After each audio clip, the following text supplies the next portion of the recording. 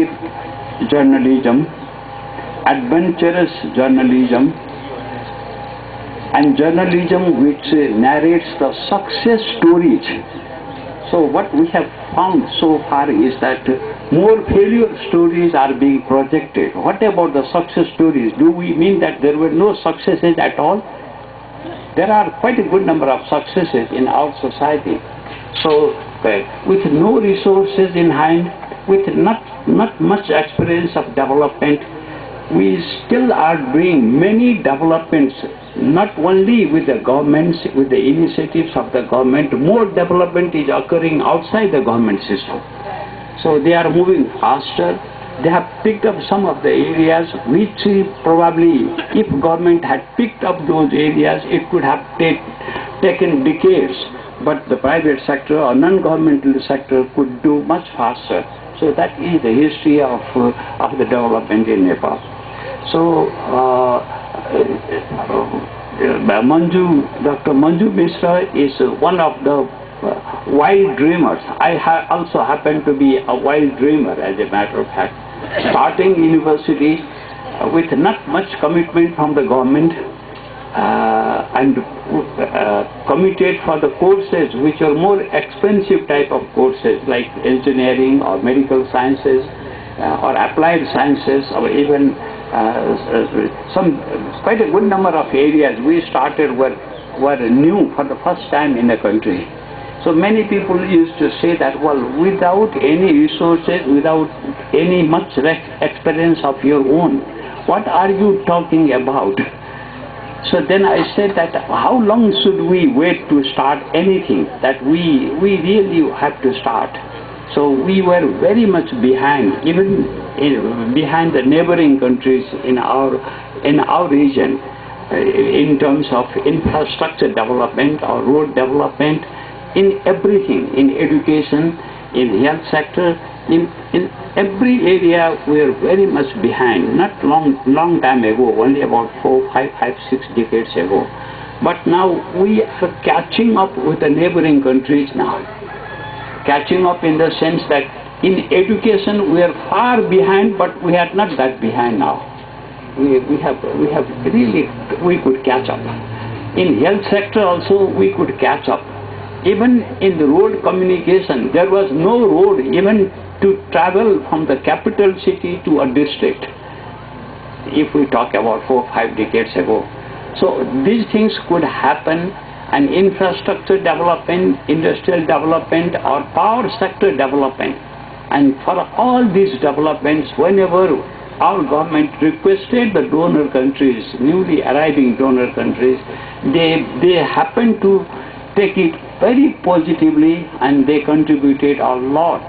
The Russian government, for example, that time it used to be called Soviet Union, so they were the first ones to develop the roads, to develop the industries, to develop the power plants, for developing many things, and later on Norwegian government.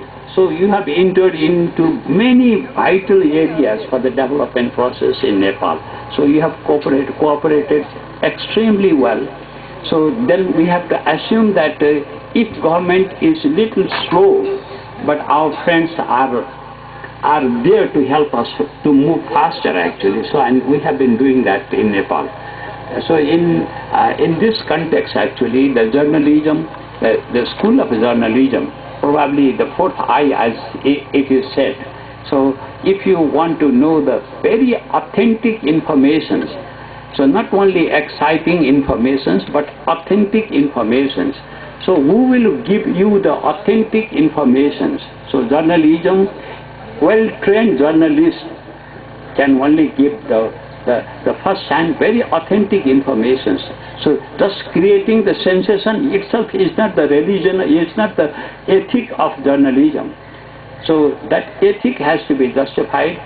We are not supposed to make any character assassination of anybody, but we are supposed to speak the truth. So what exactly is the truth that we have to tell other people?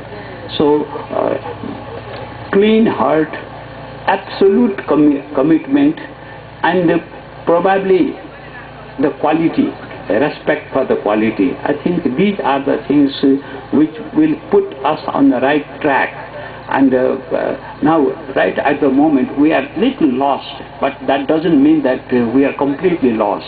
We have done many good things also, many good things, and so let's respect those people who could contribute for making all these good things. So be optimistic, not always wild dreamers. Sometimes wild dreamers are also very good. So this is the character of Nepalese development, and that in the character of Nepalese government, so that we don't need to have too many people, a small group of people, but highly professional, highly entrepreneurial type of people, and that will help creating the institutions and the achievements of the last 2-3 decades. Many people would say that there are no achievements at all. We want to remain frustrated. So if we want to remain frustrated, we can remain frustrated also. If we want to become excited, so there are many things which can consider ourselves also quite excited to develop. So those things are there. So both roads are open. So let's probably take the optimistic road, and that is what Manju Mishra is doing here actually. So with her initiative, almost single-handed, but with the goodwill of so many people in the form of scholarships, in the form of expertise, availability in the whole process. So how hard work she has been doing, all 24 hours, working 24 hours. I can imagine how much she must have put in her efforts for the development of this college. So this college, it may not appear big, but later on we'll realize that it has appeared excellent, a very good one. So to have a good college is something which we want. The students, I would say, since you are the pioneering students, don't expect from the promoters alone. We expect more from you actually. After 4 years, 5 years, alumni are the big treasures for any development process. So you can make miracles happen. You can make wild dreams as the real dreams actually, real visions. So that prospect is there. So I would like to join hands with Dr. Manju Mishra's type of initiatives and her venture actually. It's a very good venture. So I would like to congratulate and also thank you for taking up this initiative. It is a very big milestone in the journey of creating the University of Journalism, even if it is not university yet, but it will lead to the creation of the university itself. So with these words, I would like to conclude. Thank you very much.